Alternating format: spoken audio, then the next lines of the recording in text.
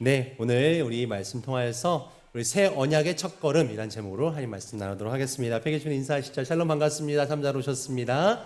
네, 오늘도 주님의 평화가 주님의 은혜가 여러분과 함께 하시기를 소망합니다. 네, 반가운 얼굴로 맞이하는 이 주일날의 이 만남도 참 귀합니다. 우리 아까 기도도 기도해 주셨는데 우리 예배를 통하여서 은혜를 받는 방법은 참 여러 가지입니다. 말씀을 통해 은혜를 받기도 하고요. 또 성가대의 귀한 찬양을 통해 은혜를 받기도 하고요. 또 준비하는 우리 귀한 우리 찬양단의 찬양을 통하여서도, 하지만 이 외에도 우리 함께하는 성도들의 밝은 인사를 통해서도, 또 우리 안내하는 분들의 안내를 통해서도, 또 우리 교회 학교 우리 선생님들의 열정을 통해서도, 또 끝나고 나서 나누는 어떤 간식을 나눔에도 실은 우리가 모든 것에 다 하나님의 은혜를 입습니다. 오늘 귀하고 복된 주일 통하여서 하나님 놀라운 은혜가 여러 모양으로 여러분 가운데 넘쳐나기를 소망합니다. 감사합니다. 네, 우리 요즘에는 과학이 참 발달하면서 로봇들이, 인공지능들이 참 많은 곳에 사용되어지고 같습니다. 그래서 꼭 사람이 아니어도 기계들도 실은 이렇게 로봇 청소기만 봐도 이렇게 자기가 이제 코스를 짜고 장애물이 있으면 피해가기도 하고 여러 가지 역할을 합니다. 우리 귀한 우리 조종사님들이 운행하시는 우리 항공기들도 자동으로 이제 항법을 찾아서 이렇게 목적지를 찾아가기도 하고, 이렇게 이제 점점 과학 기술이 발달하죠. 그런데 이렇게 어떤 과학을 통하여서 인공지능이 발달하고 여러 가지 목적지를 찾아가는 이런 기술들이 발달했는데, 아주 과거에는 그런 일이 없지 않았겠습니까? 실은 사람들이나 내가 원하는 방향 갈 수 있지, 실은 그렇게 하지 않고 동물이 우리 사람이 원하는 방향으로 자동으로 움직인다든지 실은 그런 일은 없습니다. 다 조종하는 사람들이 이제 길을 들여서 이쪽으로 가자 해야 말이, 소가 그렇게 방향을 따라가는 것이죠. 그런데 지금으로부터 약 3,000년 전에, 아주 과거에 팔레스타인에 한 2마리의 동물이 사람들이 원하는 방향으로 자동으로 가는 놀라운 일이 있었습니다. 아니, 그런 로봇도 아닌 소들이 어떻게 그렇게 갈 수 있었을까? 2마리의 어미소가 있었습니다. 이 2마리의 어미소는 새끼를 낳은 지 얼마 안 된 그런 소들이었습니다. 바로 뒤에는 송아지들이, 그 새끼 소들이 울부짖습니다. 엄마가 어디 가니까요. 젖을 달라고 울고. 네, 하지만 이 소들은, 어미소들은 마치 목적지가 정해진 로봇처럼 목표 지점을 향해서 뚜벅뚜벅 걸어갑니다. 울부짖기도 합니다. 하지만 새끼를 떠나보내는 그런 마음이 울부짖었겠죠. 하지만 좌로나 우로나 치우치지 않고 목적지를 향해 달려갑니다. 그 소들이 끄는 수레가 있었고, 그 수레 위에는 법궤가 실려 있었습니다. 하나님의 말씀인 법궤가 들어있었죠. 법궤 안에 하나님 말씀이 들어있었죠. 우리가 오늘 사무엘 하 말씀을 읽었지만 이 이야기는 사무엘 상으로부터 시작이 됩니다.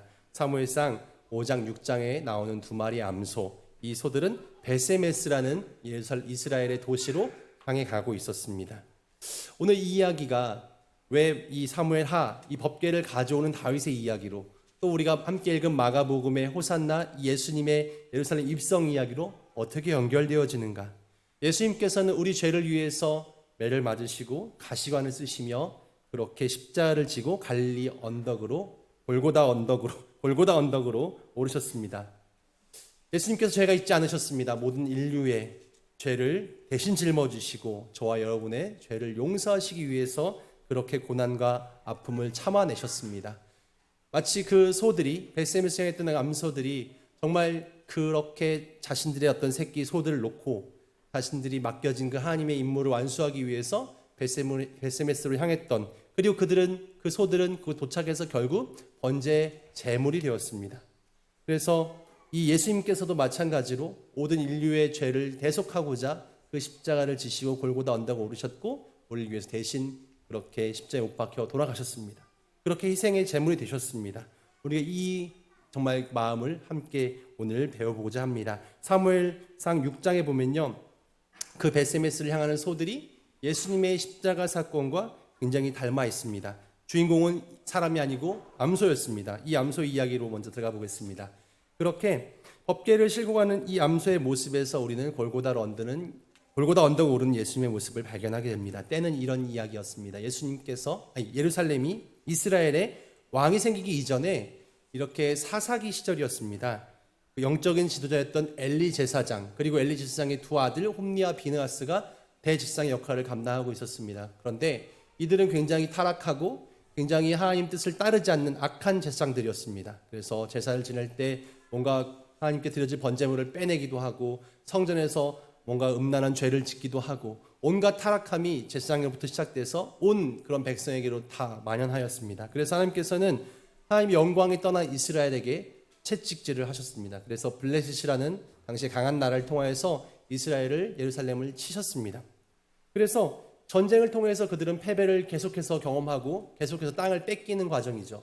그때 제사장인 홈리와 비느하스는 하나님께서 우리를 돕지 않기 때문에 전쟁에 지는 것이다 생각해서 하나님의 임재를 상징하는 법궤를 들쳐매고 전쟁터로 나갑니다. 전쟁터에 나가서 하나님이 우리와 함께 하신다라는 믿음을 주고자 했고 그렇게 싸우면 이길 거라 생각했습니다. 하지만 하나님께서는 이미 그들을 버리셨고 전쟁에서 큰 패배를 당하게 하셨습니다. 그래서 그 법궤를 들고 나갔던 홈리와 비느하스도 결국 전쟁터에서 죽게 되고 결국 그 법궤를 빼앗기게 됩니다. 전쟁에 패배한 소식 그리고 법궤를 빼앗긴 소식이 대제사장이었던 엘리 제사장에게 그의 부모에게 전해졌고 엘리 제사장 또한 그 소식을 듣고 깜짝 놀라 의자에 떨어지면서 죽게 됩니다. 이런 안타까운 사건들이 그 상황 가운데 있었던 것이죠. 그런데 더 큰 문제는 패배한 이스라엘 또 법궤를 빼앗긴 제사장에게만 있는 것이 아니라 법궤를 가져갔던 블레셋에게 더 큰 문제가 벌어집니다. 그들은 의기양양했습니다. 아니 우리의 신인 다곤이 저 이스라엘 저 히브리 민족의 야훼 하나님을 꺾었다. 그래서 그 법궤를 자신들의 신전인 다곤 신전에다가 갖다 놓고 그렇게 우리가 꺾었다라고 자랑했습니다. 근데 다음날 아침에 가봤더니 자신들의 신상이 아주 거대한 다곤 신상이 그 법궤 안에 넘어져 있는 겁니다. 누가 이걸 넘어뜨렸어? 그리고 다시 잘 세워놓았죠. 다시 세워놓고 다음날이 되었습니다. 다음날 또다시 그 법궤 앞에 그 다곤 신상이 넘어져 있었고 그냥 넘어진 것으로 그치지 않고 머리와 몸통과 팔과 다리가 다 잘라진 채 그 법궤 앞에 떨어져 있었습니다. 아니 도대체 이런 일이 왜 벌어질까? 그들은 두려움에 사로잡혔습니다. 그리고 그때 즈음부터 그 지역에 온갖 전염병들이 생기고 독종이 생겨서 사람들이 고통을 받기 시작합니다. 전염병으로 수많은 사람들이 죽게 됩니다. 그래서 그들은 고민했어요. 혹시나 저 법궤 때문에 이런 일이 벌어진 것일까? 재수없다. 저 법궤를 치워버려야지. 그래서 조금 작은 도시로 그 법궤를 옮겼습니다. 그런데 그 법궤가 가는 곳곳마다 그런 일들이 동일하게 벌어지는 겁니다. 독종이 생겨지고 전염병이 생겨지고 수많은 사람들이 죽는 일이 벌어집니다. 그래서 이 일을 어떻게 할까? 이런 시간이 한 7개월이 지났습니다. 그래서 그 법궤가 가는 곳곳마다 도시가 이제 온갖 문제가 생겨지는 거죠. 그래서 블레셋의 제사장들은 이런 생각을 합니다. 이 문제가 이 독종이 일어나고 전염병이 돌고 사람들이 죽는 이 문제가 진짜 저 이스라엘 저 히브리 민족의 신 때문인지 법궤 때문인지 아니면 그냥 우연인지 한번 테스트를 해봐야겠다. 그래서 이 법궤를 이스라엘로 돌려보내자. 그런데 이것을 어떻게 돌려보낼까? 마침 그 새끼를 낳아서 한 번도 그 멍에를 메어보지 않은 그 암소, 보통 숫소에게 일을 시키고 암소는 새끼를 낳아서 이렇게 또 젖을자는 역할을 하는데 이 암소에게 멍에를 그 수레를 매게 하고 그렇게 새끼들을 뒤에 놓고 가게 만들자. 당연히 동물들도 모성애가 있으니까 새끼들을 놓고 떠나지 않을 거다. 그리고 한 번도 매지 않은 수레를 맨다면 분명히 동요를 일으킬 거다. 소들이 그렇게 자연스럽게 행동하면 이것은 우연이다. 하지만 그 법궤를 맨 소가 예루살렘 지역으로 넘어간다면 법궤를 끌고 조용히 간다면 이것은 하나님의 역사고 그 신의 문제다. 그래서 그렇게 한번 보자. 테스트를 하자 했던 겁니다. 그래서 그 두 마리의 새끼를 낳은 지 얼마 안 된 그 어미소들에게 멍에를 메우고 수레를 지게 했습니다. 수레에다가 법궤를 싣고 그리고 송아지들을 그 새끼 소들을 뒤에 놓습니다. 새끼 소들은 엄마가 떠나가려니까 막 울죠. 그런데 이 어미소들 어떻습니까? 새끼 생각이 나기도 했겠죠. 하지만 그 수레를 끌고 나아갑니다. 사무엘상 6장 12절 보니까 제가 읽어드릴까요? 암소가 베세메스 길로 바로 행하여 대로로 가며 갈 때에 울고 좌우로 치우치지 아니하였고 블레셋 방백들은 베세메스 경계까지 따라가니라. 이렇게 나옵니다. 소들은 굉장히 슬피 울었겠죠. 이 자기의 새끼들을 놓고 떠나는 그 어미의 마음이 어땠겠습니까? 하지만 그 소들은 하나님의 그런 명령 앞에서 하나님의 뜻 안에서 결국 베세메스로 예루살렘 지역으로 이스라엘 지역으로 넘어가게 됩니다. 그리고 그 소들은 도착해서 어떻게 됩니까? 결국 번제 제물로 드려지게 됩니다. 이 소는 참 어떻게 보면 불쌍하죠. 이 법궤를 옮기는 역할을 하면서 새끼도 잃었고 결국 죽임을 당하게 됩니다. 자신을 위해 살지 못하고 이렇게 하나님의 역사를 위해서 사용된 제물이 되었습니다. 그런데 이 소들의 이야기가 예수님께로 연결됩니다. 예수님 또한 마찬가지로 십자가에서 거룩한 산 제물이 되셨습니다. 자신의 뜻이 아니라 하나님의 뜻을 위해서, 온 인류를 위해서, 오직 하나님의 뜻을 이루기 위해서 골고다 언덕에 십자가를 지고 오르셨습니다. 그리고 십자가에 못 박히셨죠. 생각하면 안타까운 일입니다. 소들도 안타깝죠. 젖먹을 새끼도 있었고 그렇게 왜 제물이 되어야만 했을까? 그러나 하나님의 뜻을 이루는 이 소들, 하나님의 뜻을 이루는 예수 그리스도, 우리 또한 마찬가지로 거룩한 산 제물이 되어서 하나님께 영광 돌려드리는, 살아도 주를 위해 살고 죽어도 주를 위해 사는 참 신앙의 모습을 보면서 우리는 그렇게 정말 내 삶을 다시 한번 돌이켜야 합니다. 근데 오늘 이제 사무엘하 6장의 말씀을 읽었거든요. 이 법궤가 예루살렘 지역으로 돌아오긴 돌아왔으나 바로 다윗은 이 법궤를 이제 이 법궤가 예루살렘 돌아왔을 때 사울은 이 법궤를 바로 가져오고자 했습니다. 제사장들은 이 법궤를 바로 가져오고자 했죠. 근데 이것을 가져오다가 실수로 실은 사람이 죽는 일이 벌어집니다. 그래서 이 법궤를 잠시 그 지역에 원래 웃사라는 사람의 집에 있었다가 결국 거기서 사람이 죽게 되었어요. 그래서 그 지역에 오래 머물게 되었고 오베데돔이라는 집에 법궤가 한참 거하게 되었습니다. 그리고 시간이 한참 지났던 거죠. 그리고 사무엘 하에 이제 왕이 된 다윗은 가장 먼저 해야 될 일이 무엇인가? 이 법궤를 성전으로 가져온 일이다. 이 법궤를 내가 다시 가져와야겠다 생각을 하게 됩니다. 그래서 사무엘하 6장 말씀에 12절에 결국 가져왔고 이렇게 그 사건을 기록합니다. 12절 볼까요? 다윗이 가서 하나님의 궤를 기쁨으로 메고 오베데돔의 집에서 다윗성으로 올라갈새 여호와의 궤를 맨 사람들이 6걸음을 가매 다윗이 소와 살진 송아리로 제사를 드리고 조금씩 아주 하나님께 예배하면서 아주 거룩하게 귀하게 성전으로 이 법궤를 가져오게 됩니다. 굉장히 정성스럽게 또 탈나지 않도록 그렇게 문제 생기지 않도록 철저하게 하나님께 번제 드리면서 이렇게 법궤를 가져옵니다. 그리고 법궤가 성전으로 들어오게 될 때 다윗은 너무 기뻐서 춤추며 그렇게 환호했습니다. 많은 사람들도 즐거이 노래 부르며 나팔도 불면서 그 법궤의 복귀를 환영했습니다. 춤췄습니다. 그런데 이렇게 다윗이 법궤의 복귀를 기뻐하고 감사하고 춤출 때 어떤 사람이 있었습니까?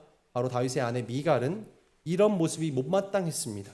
왕이 점잖지 못하게 어떻게 손도 흔들고 춤도 추고 옷이 흘러내리는 것도 모른 채 정신없이 춤을 추고 있는가. 그래서 혀를 끌끌 차면서 속으로 아주 욕을 했습니다. 역시 촌놈이라 안 되는구나 이런 생각을 했을지도 모르겠어요. 미갈은 속으로 저는 이런 추정을 해봅니다. 아버지 사울이 그 일을 하려고 했습니다. 그런데 아버지 사울은 그 일을 하지 못했죠. 근데 다윗이 그 일을 했습니다. 뭔가 질투도 느꼈을 수 있고요. 다른 사람들이 다 나와 춤추고 즐거워할 때 실은 다윗의 이 일을 굉장히 함께 긍정적으로 평가해주고 함께 이해하고 함께 격려했어야 됨에도 불구하고 실은 다윗을 비판하고 업신여겼어요. 그래서 결국 미갈은 어떤 저주를 받습니까? 죽을 날까지 이제 자식을 낳지 못하는 보지 못하는 그런 불행한 그런 최후를 맞이하게 됩니다.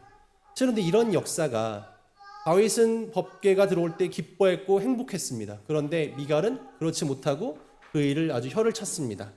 예수님께서 예루살렘 입성하실 때도 마찬가지였습니다. 예루살렘의 입성을 생각해 봅니다. 이 예루살렘에 예수님이 오신다는 소식을 듣고 많은 사람들이 예수님을 따랐던 제자들 그리고 예루살렘의 유월절을 보내기 위해 찾아왔던 수많은 사람들은 이분이 메시아이며 이분이 우리를 구원해 주실 것이라 믿고 환호를 준비합니다. 정말 종려나무가지를 준비하고 그렇게 자신들의 겉옷을 벗어서 주님의 입성을 축하하고 노래 부릅니다.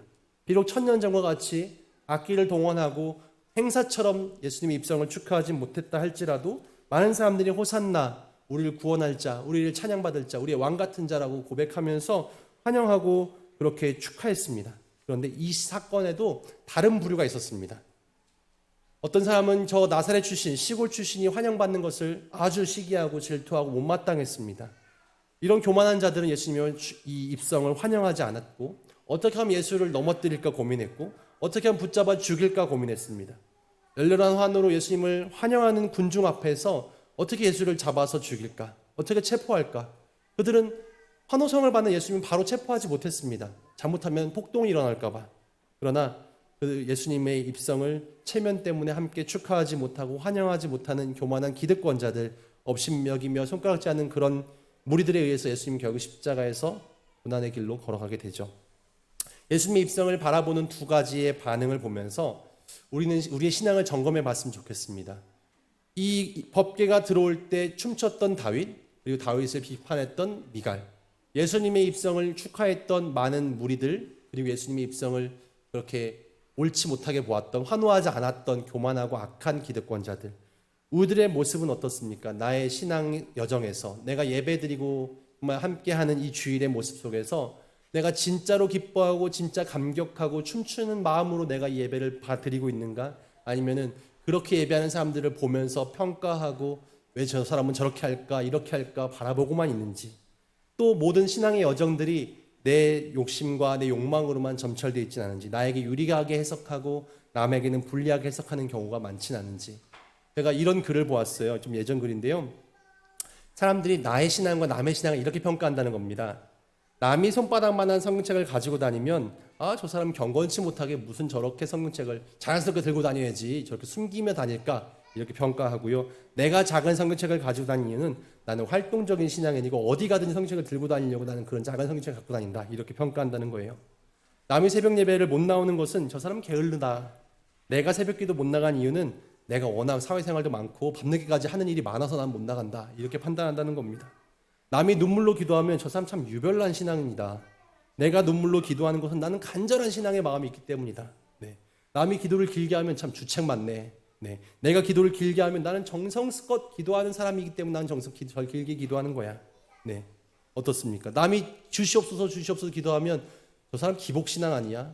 내가 주시옵소서 기도하면 나는 정말 성경의 약속을 믿는 참 신앙인이기 때문에 난 주시옵소서 기도하는 사람이야. 네.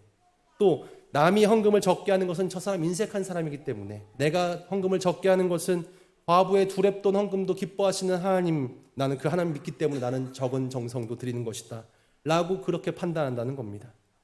내가 예배에 빠지는 것, 남이 예배에 빠지는 것은 신앙이 부족하기 때문이고, 내가 예배에 빠지는 것은 하나님은 어디 계신다는 것을 말씀을 난 믿기 때문에 예배에 빠져도 난 하나님과 함께 한다라고 그는 고백합니다. 네.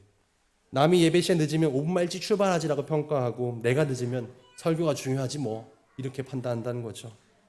실은 많은 잣대들이 나에겐 굉장히 유리하게 해석하고 남에겐 불리하게 해석하고, 실은 신앙생활을 할 때 내 안에 기쁨과 감사가 부족하고 늘 남을 판단하면서 오히려 기뻐하고 행복해하는 그런 신앙인들을 다른 어떻게든 깎아내리려 하는 나의 모습은 없는지요.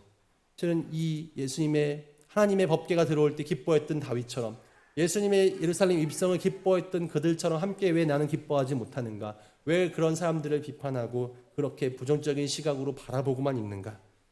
예수님의 십자가 사건을 보면서 어떤 유대인들은 걸림돌로 여겼고 헬라인들은 오히려 그것을 정말 미련한 것으로 여겼다라고 사도 바울은 이야기합니다. 십자가가 유대인들에게는 걸림돌이 되었고 헬라인들에게는 미련한 것이 되었다. 아니, 예수님이 십자가의 죽으심 정말 너무 비참한 죽음이야 라고 평가하는, 하지만 우리는 믿습니다. 그 예수님의 십자가가 나를 속량했고 정말 내 죄를 대속하고 나에게 영생을 주었다는 것을, 십자가를 믿는 신앙이 우리 기독교인의 가장 중요한 신앙입니다. 우리는 그 영생을 소유한 자로, 그 예수님의 피와 희생이 우리를 하나님과의 새로운 관계로 들어가게 만들었습니다. 정말 믿음이 없는 세상 가운데, 부패하고 타락한 이 세상 가운데 예수님께는 찾아오셔서 자신을 내어줌으로 하나님의 통치가 이루어지도록 하셨습니다. 놀라운 역사를 우리는 경험한 자로서 새 언약의 그런 시대에 살고 있으면서 그 구원의 길을 열어주신 예수님의 그 사랑을 더욱더 감격하고 감사하면서 보내야 되는데, 내 안의 감사와 기쁨은 어디 갔는지요? 다윗 왕을 비웃었던 미갈처럼, 또 예수님의 입성을 시기하고 질투했던 자들처럼 내 신앙이 되어지지 않도록 다시 한번 내 마음 가운데 진실된 환영과 진실된 감사와 진실된 기쁨이 넘쳐나는 그런 신앙이 되어지길 소망합니다. 정말 주님께서 내 안에 찾아오시고 우리 안에 찾아오고 계십니다. 우리가 이 사실을 늘 기뻐하고 감사하는, 그래서 이 소식을 늘 정말 전할 수 있는 우리가 되어지기를 주님의 이름으로 축원드립니다. 기도하겠습니다.